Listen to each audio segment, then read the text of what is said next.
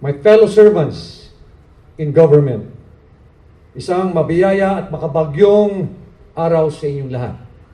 Foremost, I thank God for this blessing and for this divine guidance so that I can serve the people of Baguio with humility and passion. I wish to convey my heartfelt gratitude to the people of Baguio for their trust and confidence and for giving me this rare opportunity to serve and lead this city where I was born and where I grew up.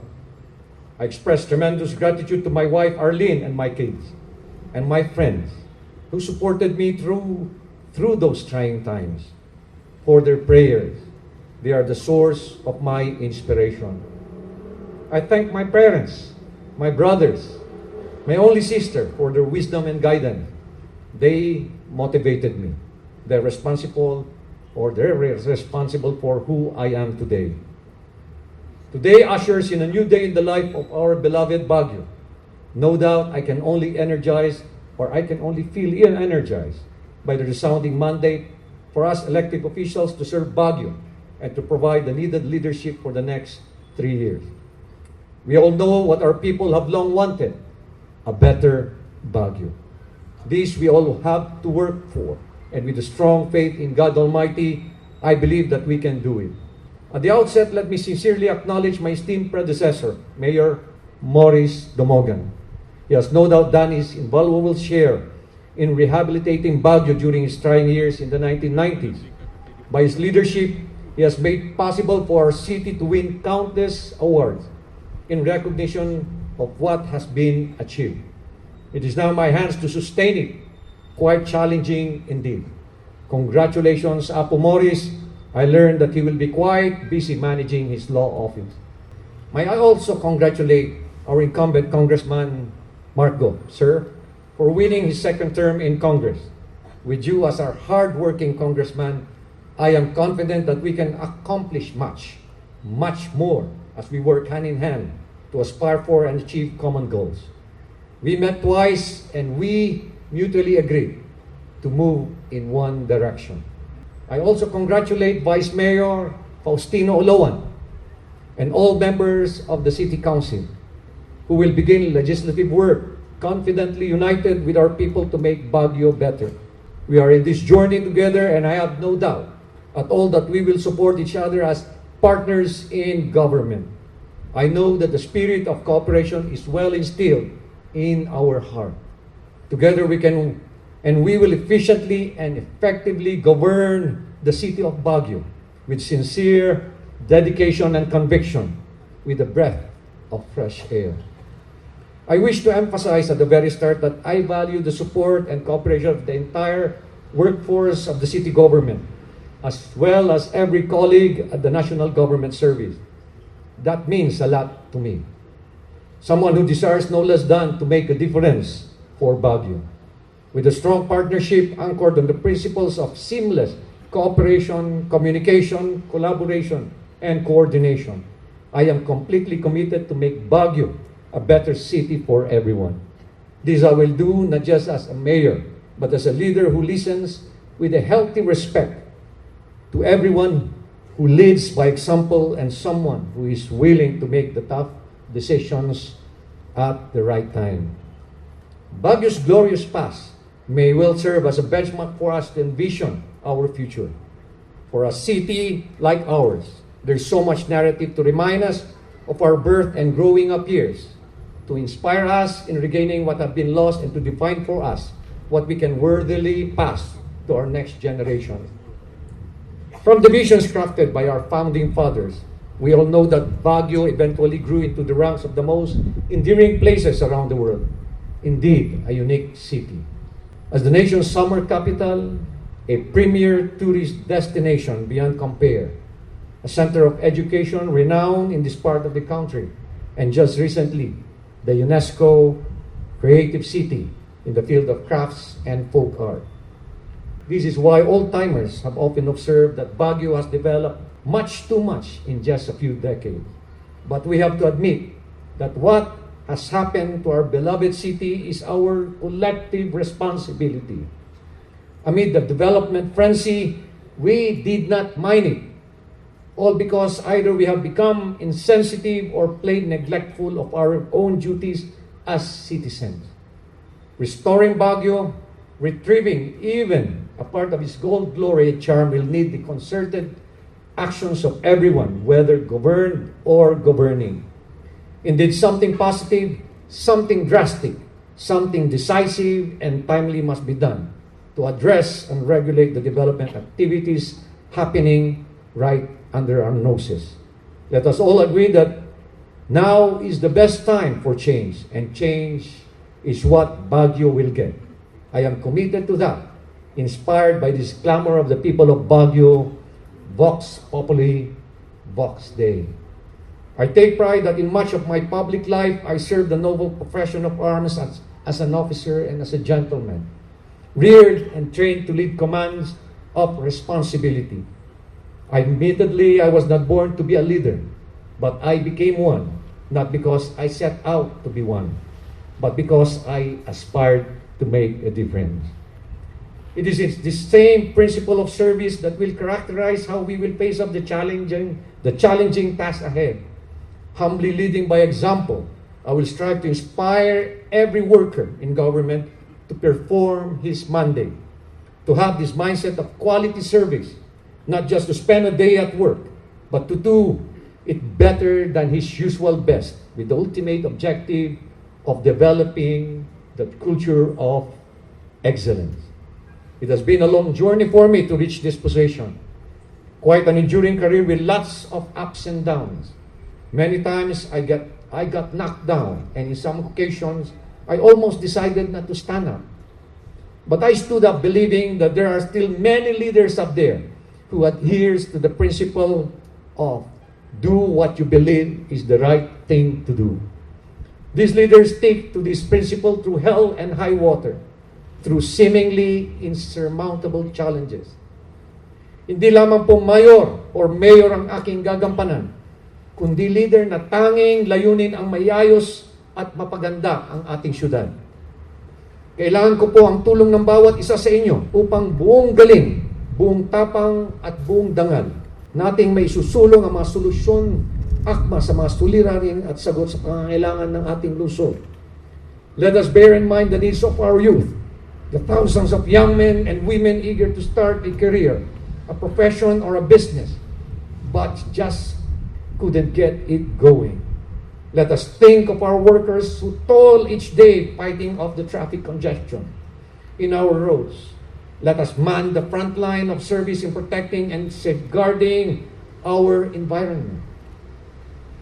Doing my homework right after the elections, I feel grateful that Baguio has a special place in the heart and mind of our national leaders.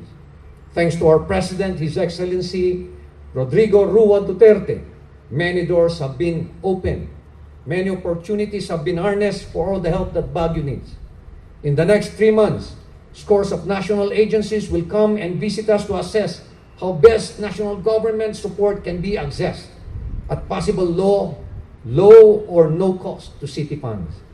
Suffice it to say that my 3-year tenure will be characterized by implementing actions crafted from policies that will be forged between the executive and legislative departments for us to attain measurable results in the following: speeding up government action, revitalizing the environment, innovating peace and order condition, aggressive traffic management, responsive education, empowering the youth, expanding health and social services, responsible tourism, enliven the culture arts, crafts and heritage, and finally, modernizing our city market.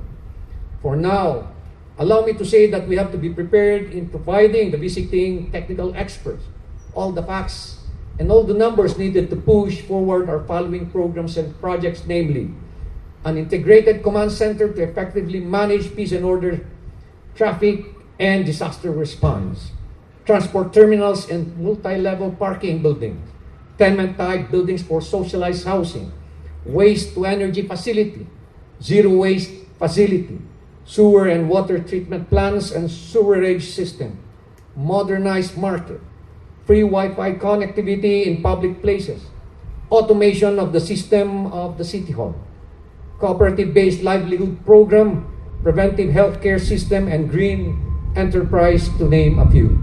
At the appropriate time, the specifics of this program will be submitted to the City Council for due consideration and the proper initiating authority to proceed. This I will do in recognition of our respective executive and legislative roles in the policy-making functions of good governance. As I have solemnly vowed, my good governance principles are anchored on ethics and integrity, on transparency and accountability, on competency and strong leadership, on fairness, purity of intentions, and most importantly, humility. Upon these standards will my decisions and actions be measured with no less than the greater good as the ultimate consideration. As I have always been, I will be a leader working from below rather than above the people. The needs of others will always be above my own. At all times, I will hold dear the value of humility over authority, of character over career, of honesty and hard work as the hallmarks of effective leadership. In consonance with our mandate and in fostering public transparency and accountability, I hereby issue these marching orders to the following. We will sustain the transparency program of the past administration. This time, we will raise it to the next level by providing the City Council periodic briefing of our financials. With all due respect for the government procurement committees to hold in abeyance for at least 2 weeks the award of bidded out infrastructure and services project until these are favorably reviewed for contractual obligation. All other items programmed for bidding are hereby put on hold for immediate review. For the city engineer and CBAO to strictly implement the safety standards and procedures in all project sites effective July 1. All workers should be required to wear their personal protective equipment. Contractors shall be held accountable for any violation thereof. Number 4, for the PNP to continue implementing all pre-designed schemes to mitigate traffic congestions while awaiting arrival of MMDA traffic engineers who will employ technology in addressing our serious traffic problems. Traffic management is no easy feat. There is always a science behind it. For SEPMO and GSO in coordination with DENR to immediately undertake inspection of establishments and other structures to ensure compliance with environmental laws and ordinances. Violators will be dealt with accordingly. A zero tolerance to illegal gambling activities shall be applied. All illegal activities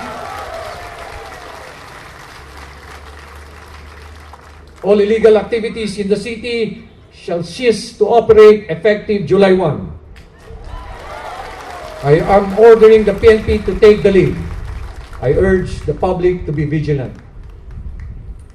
Fixers have no place inside and outside of City Hall. An investigation is already underway against those who are reported to be involved. I hope this is a fair warning. I am creating a risk management committee to identify and evaluate potential risks in the operating environment. The RMC is also tasked to develop and implement risk mitigating measures.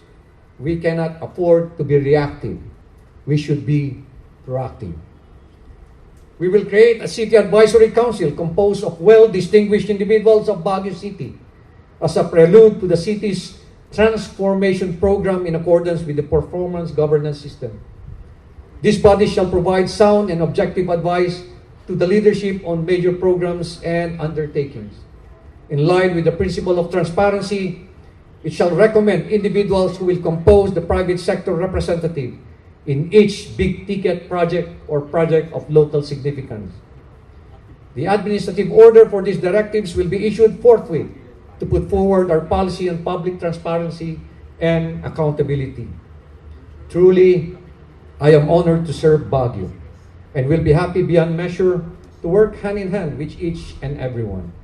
I know that deep in your heart, you wish no less than an exemplary performance to define our tenure or our tenure.